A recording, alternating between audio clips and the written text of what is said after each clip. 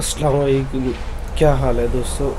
उम्मीद करता हूँ यार आप सब खैरियत से होंगे। अल्हम्दुलिल्लाह, अल्लाह का शुक्र है यार मैं भी ठीक हूँ। थोड़ा सा गला ख़राब है यार। आज से 2 हफ्ते पहले मैंने डॉक्टर अकरम के साथ एक वीडियो बनाई थी। आप लोगों को बहुत अफसोस के साथ बता रहा हूँ, वो इस टाइम दुनिया में नहीं रहे, क़ज़ाए इलाही से वफ़ात पा चुके हैं। तो जो लोग भी इस वीडियो को देख रहे हैं, मेरी आप सबसे गुजारिश है, एक बार डॉक्टर अकरम साहब के लिए ज़रूर दुआ कीजिएगा। अल्लाह ताला उनके दर्जात को बुलंद फरमाए, उनकी मग़फ़िरत फरमाए, जन्नत फिरदौस में आला मकाम हासिल अता फरमाए।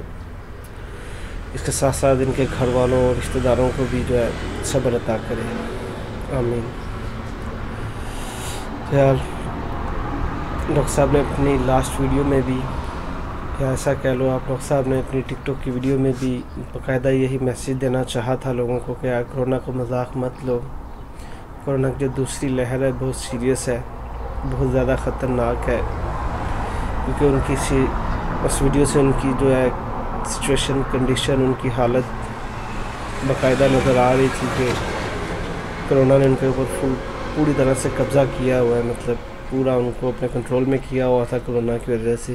क्योंकि आपको पता है आजकल ये वायरस कितने लोगों को जान ले चुका है। तो मेरा भी यही मकसद है बताने का, क्योंकि मैं भी इसको इतना यकीन नहीं रखता, लेकिन थोड़ा थोड़ा है।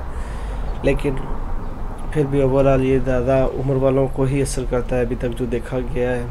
तो एहतियात बेहतर होती है, इससे पहले कि आप दुनिया में ही ना रहो।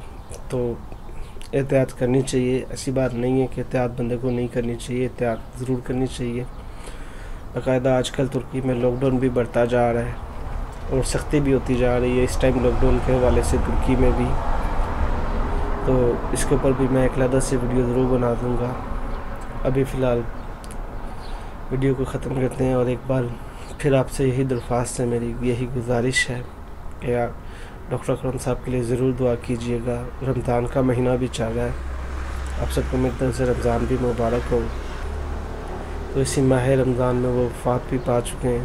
तो आप सबसे गुजारिश है, इस माह रमज़ान में हर नमाज के बाद उनके लिए ज़रूर दुआ कीजिएगा। जितने लोग भी दुनिया से जा चुके हैं उन सब के लिए भी ज़रूर दुआ कीजिएगा।